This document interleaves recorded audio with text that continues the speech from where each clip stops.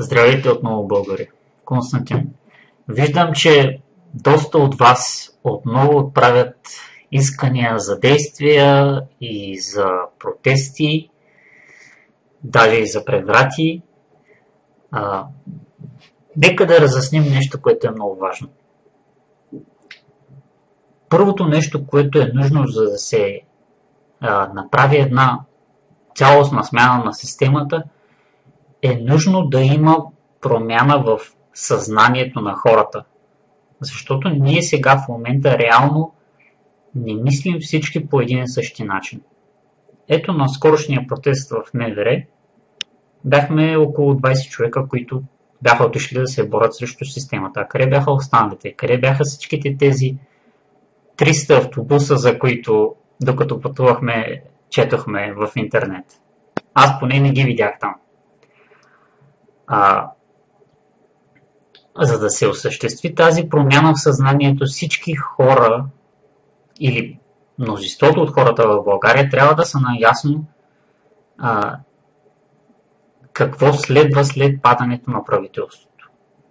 Създаване на нова система за избори чрез професионалния изборен кодекс, която ще слага експерти в управлението, които по всяко едно време ще могат да бъдат свалени и на тяхно място поставени други хора. В момента само да се ангажираме с протести, от които няма никакъв смисъл, като протести срещу изсичане на гори, нищо не става. Хората трябва да разберат, че да се протестира на парче просто няма никакъв смисъл. Аз съм бил на много най-различни протести, като сложите шистов газ, като сложите НАТО и така нататък. Не стават нещата да се протестира на парче. Корена на злото е в парламента. Хората трябва да осъзнаят това нещо. Без това осъзнаване ние няма как просто да направим каквато и да е голяма промяна.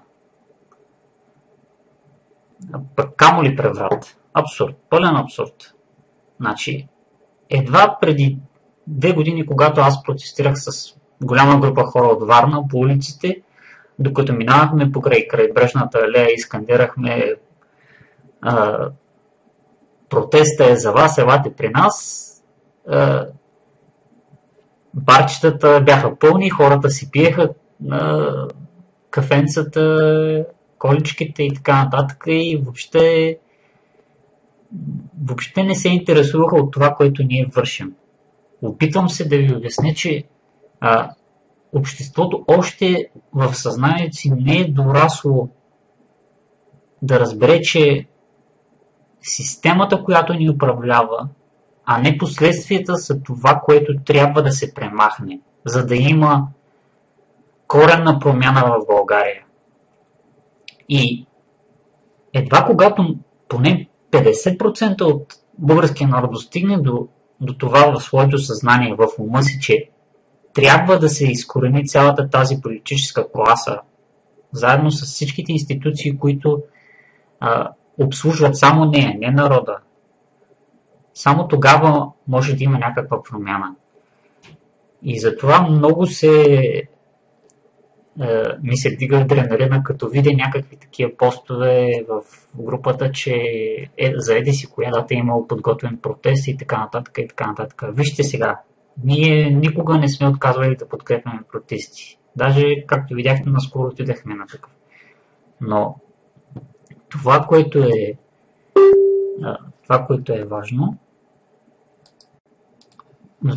е важно е да знаем какво искаме и как да го постигнем. С протести в неработен ден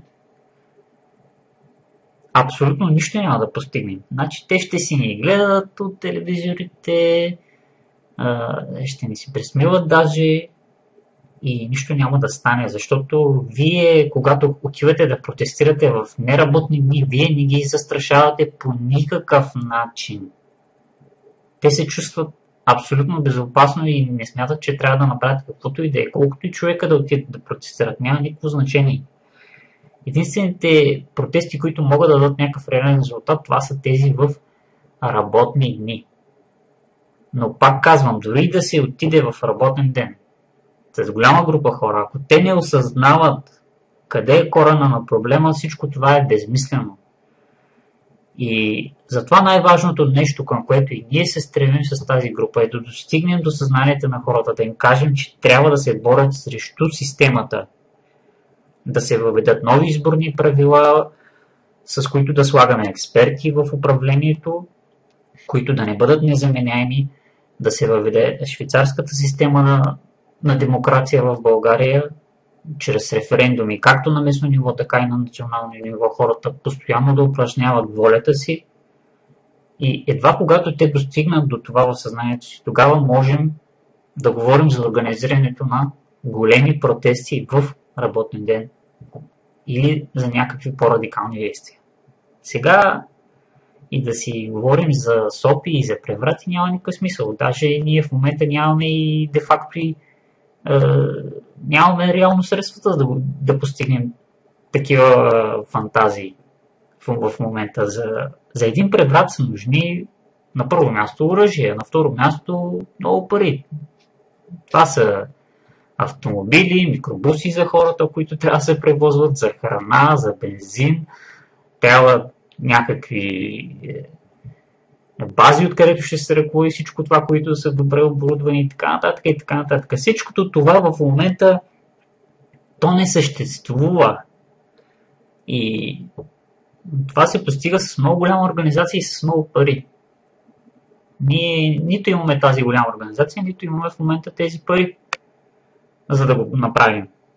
Така че само да се бием в гърдите в Фейсбук и да си казваме колко е зле положението и че трябва да отиваме да ги биеме, няма да станат нещата. Първото, което трябва да стане, е да се прибавят колкото се може повече хора в групата, да се обяснява на тях какво следва че трябва смяна на системата и какво следва след това, да разберат това нещо, защото когато един ден се наложи това нещо да се осъществява, те да знаят какво искат, да са подготвени да действат. Или ако не могат да действат, да са по някакъв начин да помогнат за тази цел. Вече сме направили банкова сметка от дясната страна и който иска може да праща. Но ще помоля всички просто да стъпят здраво на земята. Да не летят в облаците. Преврати не се правят без промяна на съзнанието на хората. Иначе нищо не излиза от цялата работа. Това е, което исках да ви кажа днес и надявам се все повече хора да осъзнаят пътя, по който трябва да станат нещата.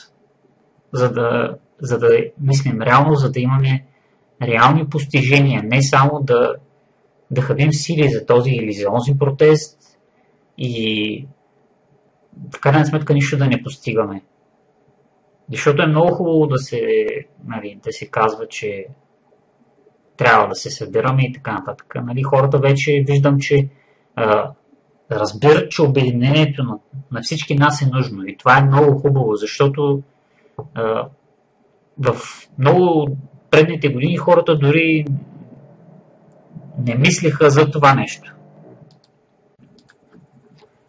И чрез това обединение, към което сега всички се стремят, и чрез това просветляване на умовете на хората, показваме им каква е алтернативата. Виждам, че много хора в групата се още питат каква е алтернативата, какво правим като ги свалим. Ето, разясняваме професионалният изборен кодекс, швейцарската система на демокрация, с референдуми и така нататък. Всичко това нещо трябва да се обяснява на всеки един човек. Просто няма друг начин, за да достигнем до съзнанието на всички. И когато това нещо е направено, когато има обединение на хората в България, тогава можем вече да пристъпим и към реалните действия. А в останалото време, нека оставим злото в нашата страна допълнително да подгрява нещата. Защото когато съберете толкова много фактори, като винетки, данъци, урязвания на заплати и така нататък, всичко това нещо в крайна сметка е интересна една революция, защото така все повече ще ръчкат това заспало стадо, което сега в момента представляваме и най-накрая на хората ще им писне. И ще тръгнат реално да търсят алтернатива, не само да роптаят срещу системата. Затова те в момента ни правят голяма услуга с всичките тези гадости, които са намислили за нашия народ. Това е, което исках да ви кажа днес и ще поддържаме връзка. До скоро!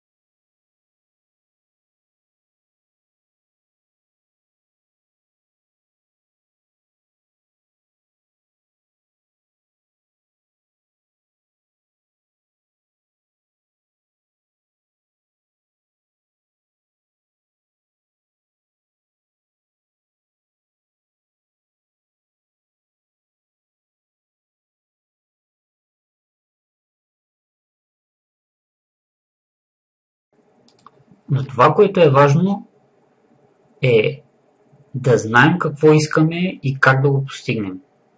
С протести в неработен ден абсолютно нищо няма да постигнем. Значи те ще си ни гледат от телевизорите, ще ни се присмиват даже и нищо няма да стане, защото вие, когато отивате да протестирате в неработни дни, вие не ги застрашавате по никакъв начин. Те се чувстват абсолютно безопасно и не смятат, че трябва да направят каквото и да е. Колкото и човека да отидат да протестират, няма никакво значение. Единствените протести, които могат да дадат някакъв реален резултат, това са тези в работни дни. Но пак казвам, дори да се отиде в работен ден, с голяма група хора, ако те не осъзнават къде е корена на проблема, всичко това е безмислено. И затова най-важното нещо, към което и ние се стремим с тази група, е да достигнем до съзнанието на хората, да им кажем, че трябва да се борят срещу системата, да се въведат нови изборни правила, с които да слагаме експерти в управлението, които да не бъдат незаменяеми, да се въведе швейцарската система на демокрация в България, чрез референдуми, както на местно ниво, така и на национално ниво, хората постоянно да упражняват волята си и едва когато те достигнат до това в съзнанието си, тогава можем да говорим за организирането на големи протести в работен ден или за някакви по-радикални действия. Сега и да си говорим за СОПи и за преврати няма никакъв смисъл. Даже ние в момента нямаме и де-факто нямаме реално средствата да постигнем такива фантазии в момента. За един преврат са нужни на първо място оръжие, на второ място много пари. Това са автомобили, микробуси за хората, които трябва да се превозват, за храна, за бензин. Трябва някакви бази, откъдето ще се ръководи всичко това, които са добре оборудвани и така нататък и така нататък. Всичкото това в момента то не съществува. И това се постига с много голяма организация и с много пари. Ние нито имаме тази голяма организация, нито имаме в момента тези пари, за да го направим. Така че само да се бием в гърдите в Фейсбук и да си казваме колко е зле положението и че трябва да отиваме да ги биеме, няма да станат нещата. Първото, което трябва да стане, е да се прибавят колкото се може повече хора в групата, да се обяснява на тях какво следва след, че трябва смяна на системата и какво следва след това, да разберат това нещо, защото когато един ден се наложи това нещо да се осъществява, те да знаят какво искат, да са подготвени да действат. Или ако не могат да действат, да са по някакъв начин да помогнат за тази цел. Вече сме направили банкова сметка от дясната страна и който иска може да праща. Но ще помоля всички просто да стъпят здраво на земята. Да не летят в облаците. Преврати не се правят без промяна на съзнанието на хората. Иначе нищо не излиза от цялата работа. Това е, което исках да ви кажа днес и надявам се все повече хора да осъзнаят пътя, по който трябва да станат нещата. За да мислим реално, за да имаме реални постижения, не само да хабим сили за този или за онзи протест и в крайна сметка нищо да не постигаме. Защото е много хубаво да се казва, че трябва да се събираме и така нататък. Хората вече виждам, че разбират, че обединението на всички нас е нужно. И това е много хубаво, защото в много предните години хората дори не мислиха за това нещо.